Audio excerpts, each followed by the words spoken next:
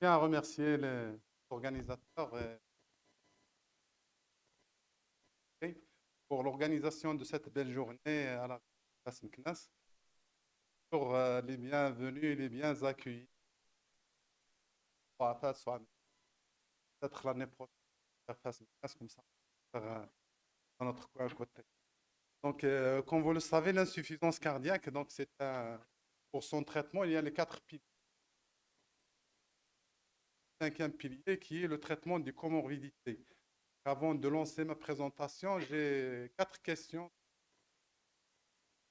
sur le code barre pour avoir une idée donc sur la prise en charge de donc vous allez pour vos iPhones.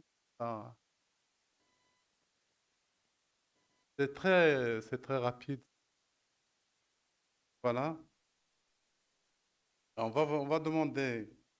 Donc voilà la définition de la carence martiale ou insuffisance cardiaque. Qu'est-ce qu'une ferritine moins 15? Est-ce que moins de 100? Moins de 100 avec une transféritine moins de 20%. Ferritine entre 100 à 300. Quelqu'un va venir.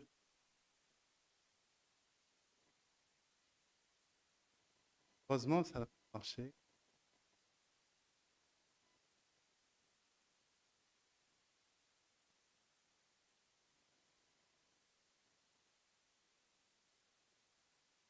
Bien, moi, je passe sur les questions après. Peut-être.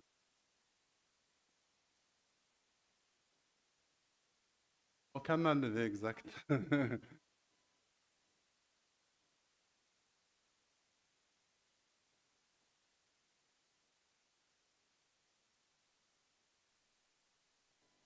Et donc, les réponses justes, 1, 2 et 3.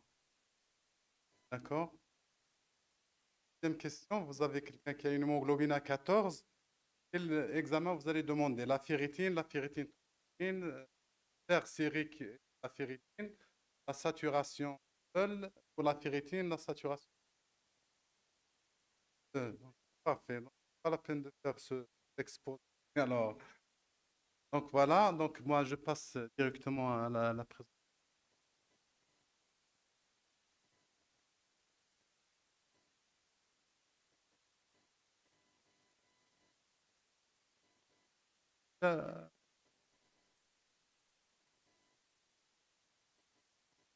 Eh non.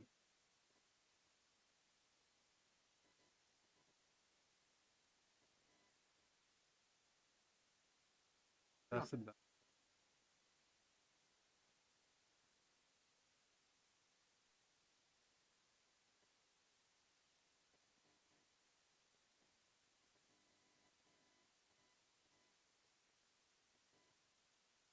Voilà,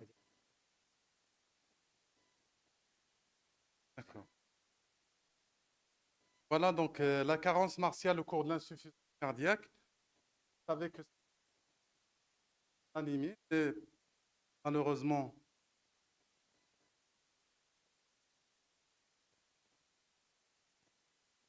heureusement, donc on l'anémie, mais la carence martiale, on la néglige. Donc, assez souvent, on ne la demande pas chez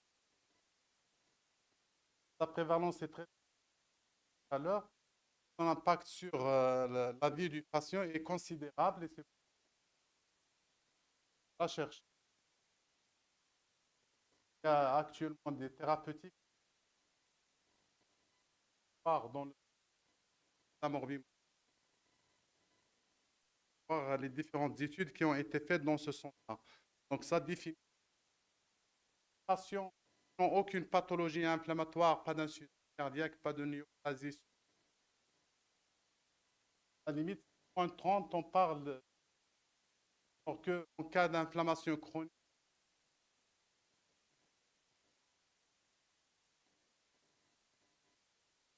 par une ferritinémie inférieure à 100, une ferritinèmie et 300, mais avec une saturation qui est inférieure à 20%. Donc, pourquoi il faut absolument dépister? Parce que carence martiale, il est malheureusement assez fréquent.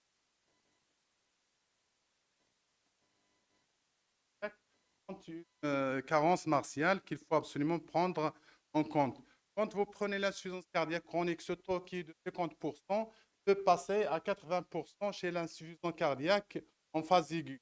Un patient qui est hospitalisé pour une décompensation a certainement donc une carence martiale qui peut améliorer les événements cardiovasculaires et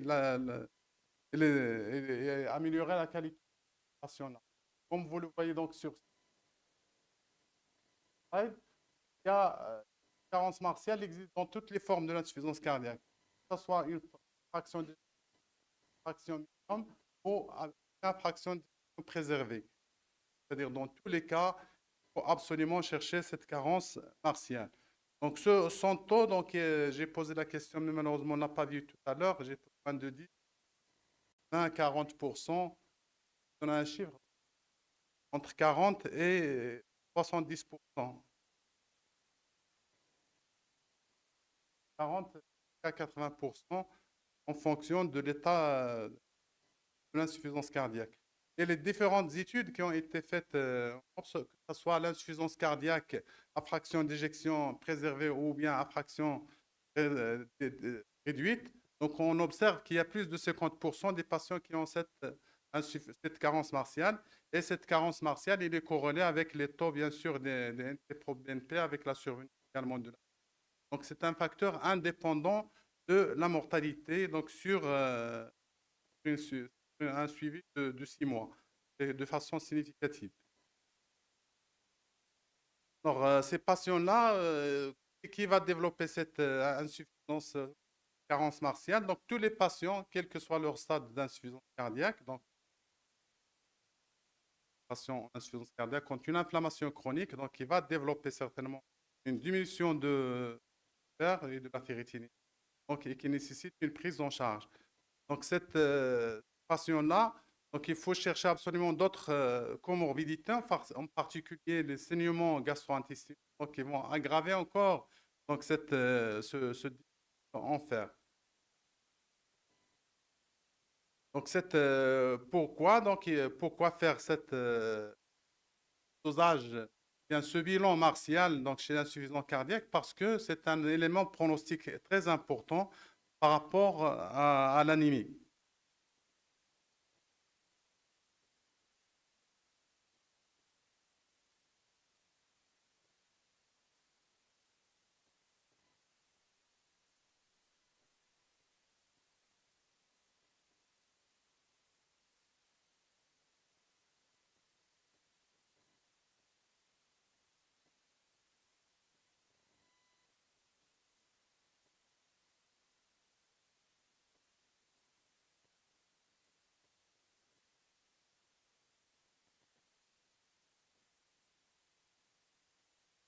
Donc là, c'est pour vous montrer un petit peu, donc quand vous avez cet impact pronostic, différents types d'anémie, d'insuffisance cardiaque, vous voyez que le premier, vous avez, il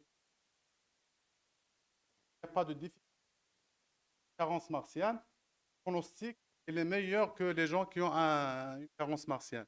En plus, que cette carence martiale a abouti vers une anémie.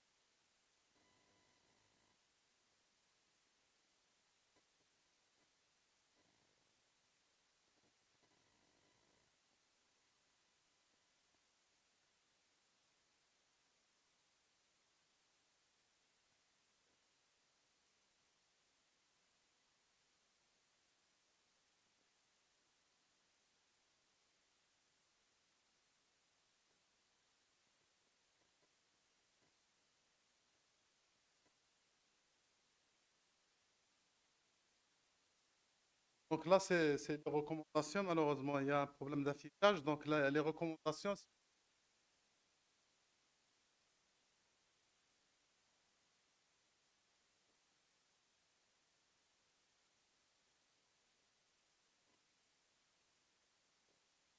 et c'est ça que les dernières recommandations insistent sur cette carence martiale, que ce soit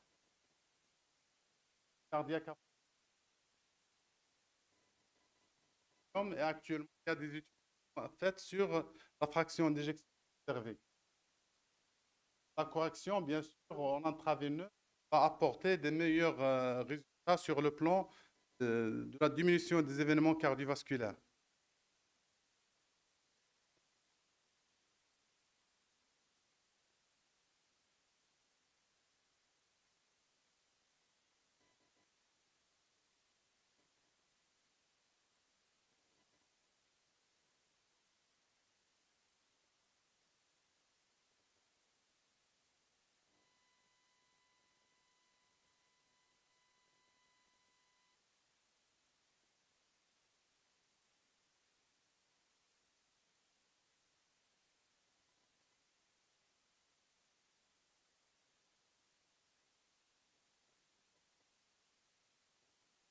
Ah, donc, alors, si on veut avoir la cause de cette carence martiale, donc on a généralement, donc c'est un état inflammatoire chronique, donc certainement il y a une réduction des cytokines qui sont responsables de cette anémie. Et en plus de ça, il y a d'autres facteurs donc, qui se surajoutent, c'est la malnutrition et c'est la malabsorption, c'est les pertes digestives qui sont dues à l'utilisation concomitante d'antiagrégants, d'antiplaquettaires et d'anticoagulants. Et vous voyez l'impact fonctionnel qu'a cette carence martiale sur l'organisme. En plus, l'élément au niveau cardiovasculaire de la dyspnée, bien sûr, de la diminution de la capacité fonctionnelle, il y a d'autres, donc c'est la faiblesse musculaire, donc c'est neurologique. Et vous voyez là, donc, quand on étudie cette carence martiale, il est responsable de la diminution de la VO2 max, il est responsable de la diminution de la tolérance au sport et l'augmentation. Et en plus, il diminue donc, le métabolisme au niveau mitochondrial, dont le fer donc, est un élément indispensable. Et pour savoir un petit peu le mécanisme de carence martiale, donc on est obligé de faire un petit rappel donc, sur le métabolisme du fer. Donc après une absorption, donc il y a lieu à ce niveau-là.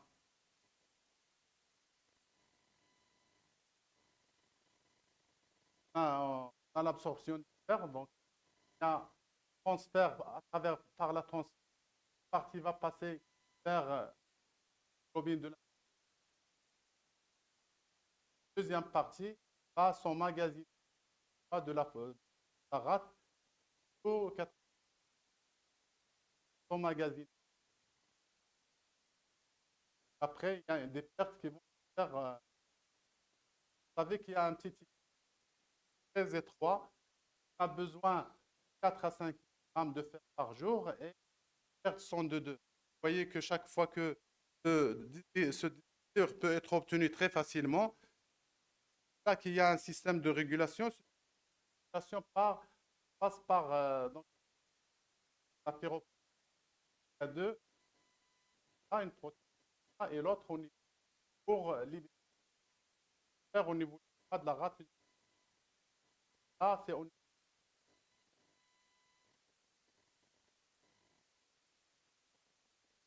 du fer de fermentation.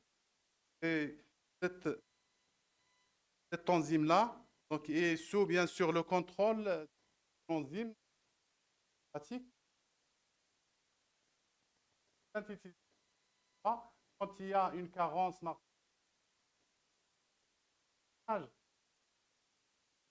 par contre, si la charge martiale dans l'inflammation de faisant ton insuffisance cardiaque, donc dans ce cas-là, donc il y a une opération va bloquer la ferroportine. Une fois que cette ferroportine est bloquée, donc automatiquement le site entérocyte va bloquer le passage vers le et va éviter le relargage vers la que quand carence marche. Faire par voie orale, il est toxique. Il n'y a plus d'intérêt. Un blocage d'absorption, le fer qui peut se faire à ce niveau-là. Et pour les marqueurs de cette carence martiale, donc on a trois éléments. Il y a le stockage du fer, donc il y a le transporteur qui est la transmission fonctionnelle par quatre mécanismes pour essayer d'équilibrer ou d'élever l'hémoglobine. Alors, qu'est-ce qui se passe quand on a une carence martiale absolue? La carence martiale, ça veut dire qu'il y a des pertes, par exemple, sanguines.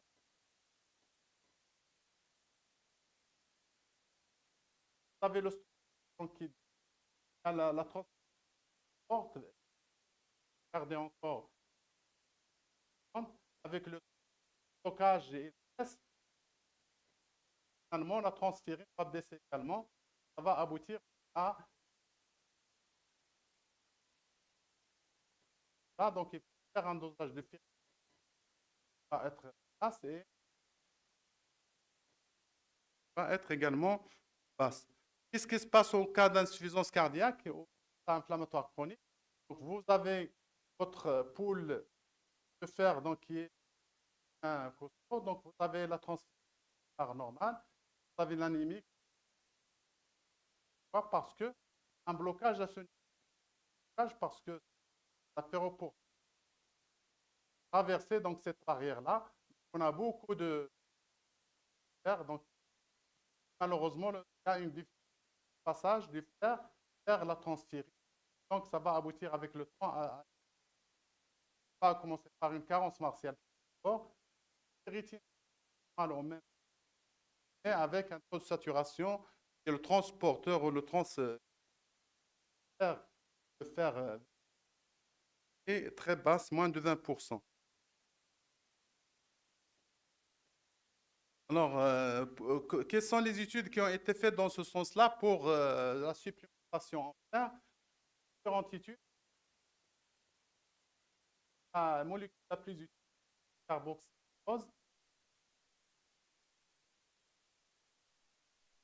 HF, autres, donc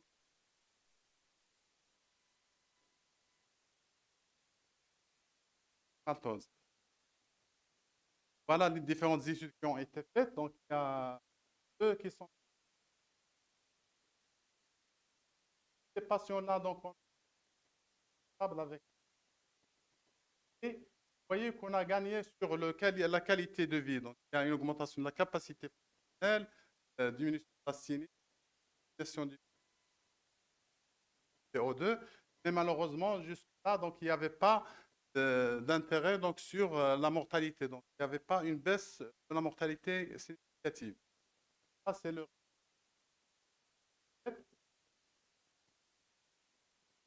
rapide, une parmi celles-là, donc qui ont toujours montré qu'il y a une amélioration sur le plan fonctionnel, mais pas sur la mortalité. On a fait HF, qui a montré qu'il y a une augmentation de marche de la qualité. Et l'iron out, donc c'est-à-dire qu'on a essayé de faire des doses très élevées de fer par voie orale. On va voir est-ce que va donner une amélioration de l'état de ces patients insuffisants cardiaques. Malheureusement, l'étude est négative. Donc, ça veut dire que chez un patient insuffisant cardiaque qui a une ferritine normale ou légèrement élevée, il n'y a aucun intérêt à donner fer par voie orale. Et puis, il y a le patient. Là, c'est une slide qui est très importante parce qu'il prend les différents états d'insuffisance cardiaque, donc à fraction et à fraction de. On voit toujours donc qu'il y a un intérêt donc, pour une augmentation de la capacité à capacité de fer injectable.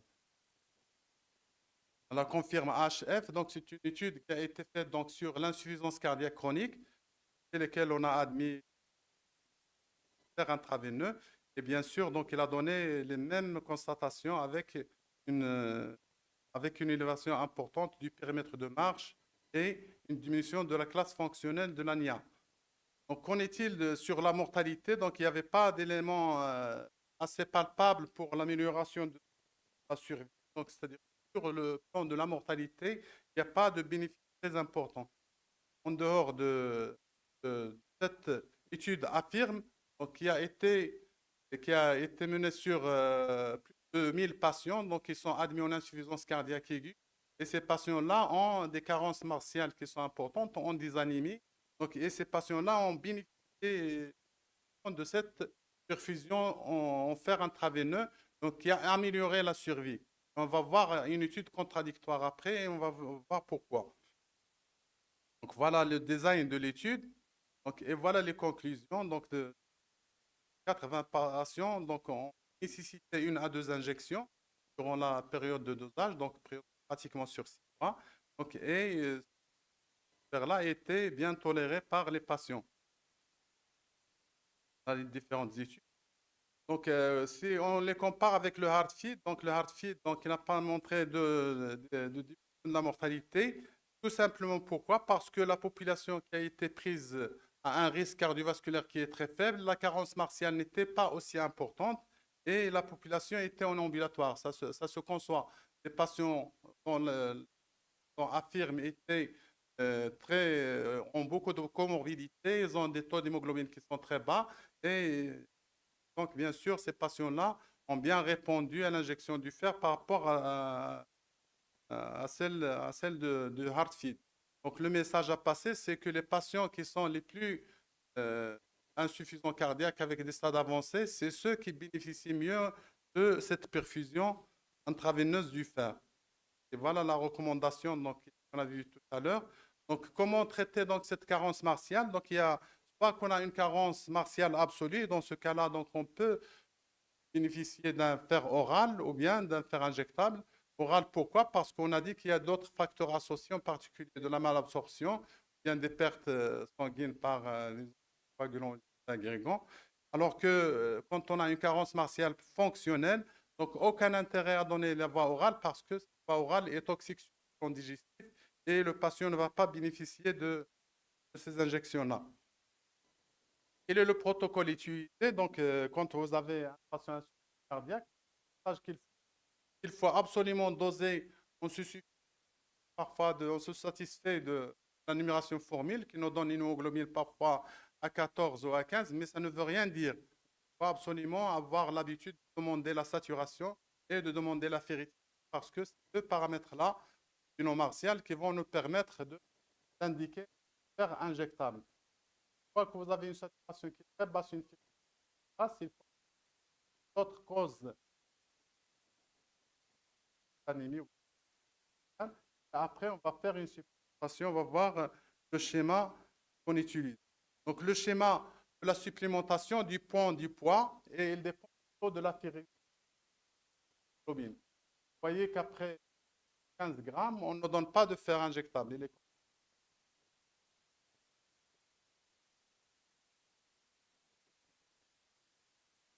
large entre grammes ou 13 grammes d'hémoglobine. Et le contrôle doit être fait donc, sur 1 mois et demi par une amie. Ça, c'est la même chose pratiquement. Donc, d'accord? Pas 100 mg, adaptons la dose avec pas, on injecte directement pratiquement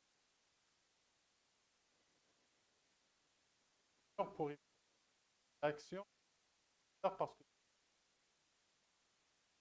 la phase d'entretien sur du contrôle de la carence martiale. Donc, ce contrôle se fait sur jusqu'à notre injection ou pas. Donc, pour vous résumer tout de suite, donc voilà la carence martiale. Il est capable d'entrer la qualification d'isolation.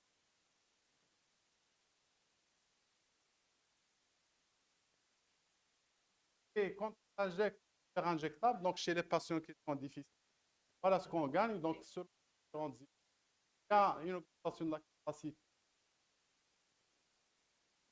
Amélioration de la qualité de l'hydratation. La mortalité, il n'y a pas d'études assez fermes donc, pour répondre à cette question-là. Bien sûr, il y a une dépensée pour cette insuffisance cardiaque chronique. Voilà le résumé également des différentes études qui a montré qu'il y a sur contrôle, il y a une baisse de 25% quand on a couru. Et voilà une surveille donc, qui a été faite auprès des patients et auprès des médecins donc, pour voir un peu parce que nous, quand on a une étude donc, qui est très correcte, on dit est-ce qu'il y a une baisse de la mortalité ou pas. Alors, quand on a un patient à 63 quarts pratique large,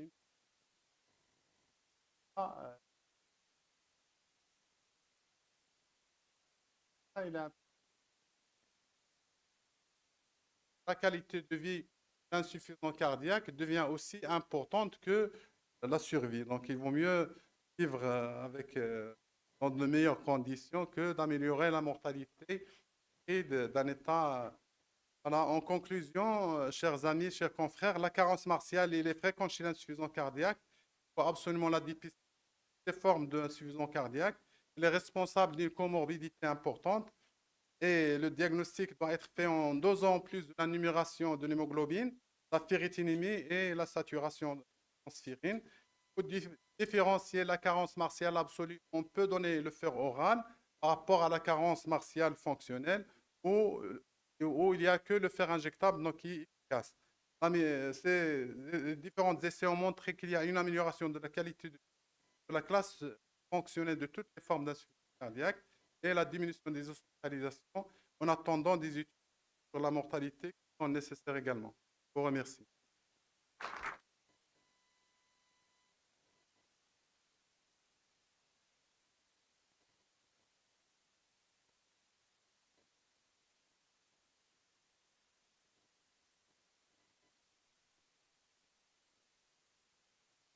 Merci Nazi pour cette belle présentation. Alors, ma question est pratique. Est-ce que, en l'absence d'anémie, on est obligé de faire un bilan étiologique avant d'administrer le fer injectable? Bilan étiologique, on n'est pas obligé tant qu'il n'y a pas, c'est-à-dire de baisse de la ferritinite.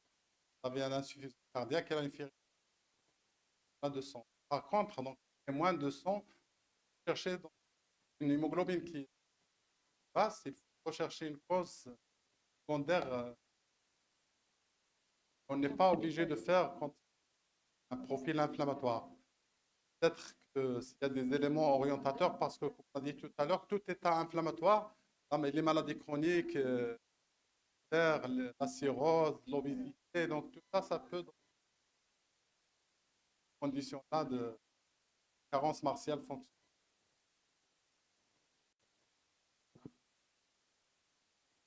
Avec nos collègues hématologues, des fois, on voit beaucoup de dosages de vitamine B12, de vitamine B9. La vérité, nous, on n'est pas très sensible à tous ces dosages. Donc, on a bien envie de supplémenter ces patients un peu avec les injections de fer. Mais est-ce qu'il faut faire ces dosages-là ou est-ce qu'il faut tout simplement les supplémenter en acide folique? Ça, c'est en cas de macrocytose, c'est compris, parce que là, vous avez un profil de numération donc, qui est correct, ou bien vous avez une anémie, mais s'il y a une macrocytose, c'est sûr qu'il faut aller faire un bilan étiologique de la macrocytose pour voir s'il y a.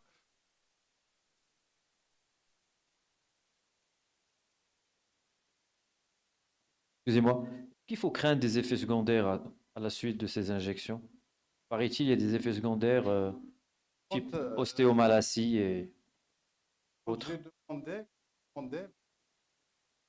c'est vraiment particulier, anaphylaxie, revenir à 1 sur 500.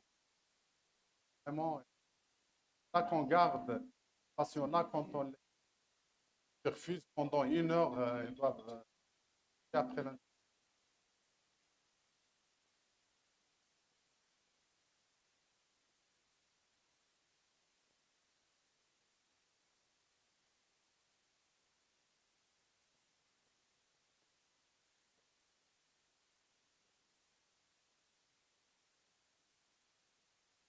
on peut... La deuxième... Rarement.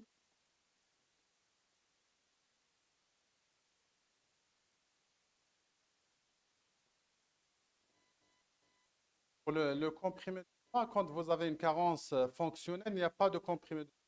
C'est-à-dire que soit vous faites l'injectable, soit il n'y a pas d'efficacité orale. Quand vous avez une carence martiale donc, qui est absolue, dans ce cas-là, on peut donner la voie orale. Alors que pour c'est-à-dire le rythme des injections, normalement, ça dit de 500 mg jusqu'à 2 grammes pratiquement. Et l'attitude, c'est de faire, il y a une formule de Ganzoni, donc on prend en considération l'âge, pardon, on prend en considération le poids, donc le poids, et puis on voit s'il y a une anémie ou pas, et on ajoute 500 mg. Donc ça veut dire que quelqu'un qui n'a pas d'anémie, donc celui-là, il a besoin de 500 mg, donc on fait une injection de fer de 500 mg pendant 1 heure, et puis on fait un contrôle au bout de 3 mois. Les 3 mois, parce qu'il ne faut pas s'attendre que la correction se fait dans les semaines et le rythme, donc c'est le rythme de surveillance, c'est moi 1 à 2 fois par an, une fois qu'il est corrigé. Sauf s'il y a bien sûr un déficit ou une spoliation, dans ce cas-là, donc c'est